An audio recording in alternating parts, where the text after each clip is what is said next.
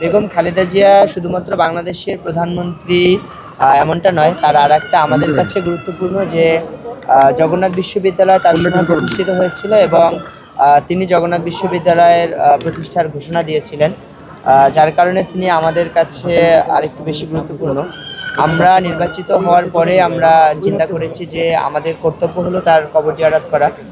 তিনি যদি জীবিত থাকতেন তাহলে আমাদের জন্য আজকের দিনটা আরও আনন্দের হতেন, এবং আমরা মনে করি তিনি জীবিত থাকলে তিনি আমাদেরকে তার কাছে ডেকে নিতেন এবং আমাদের সাথে কথা বলতেন বা জগন্নাথ বিশ্ববিদ্যালয়ের সার্বিক উন্নয়ন নিয়ে তিনি পরামর্শ দিতেন।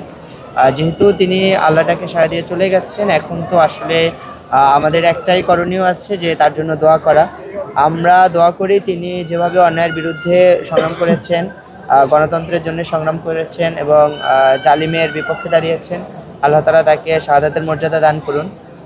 এবং জগন্নাথ বিশ্ববিদ্যালয়ের জন্য তিনি যে অবদান রেখেছেন, জগন্নাথ বিশ্ববিদ্যালয়ে যে হাজার হাজার শিক্ষার্থী পড়াশোনা করে, আমরা সবসময় তার জন্য দোয়া করি, আমরা তাকে ধারণ করি। আমরা মনে করি যে জগন্নাথ বিশ্ববিদ্যালয় যে ধারা চালু হয়েছে ছাত্র সংসদ নির্বাচনের, এটা সামনের দিনগুলোতে চালু থাকবে এবং জগন্নাথ বিশ্ববিদ্যালয় উত্তরোত্তর সাফল্যের দিকে এগিয়ে যাবে ইনশাআল্লাহ।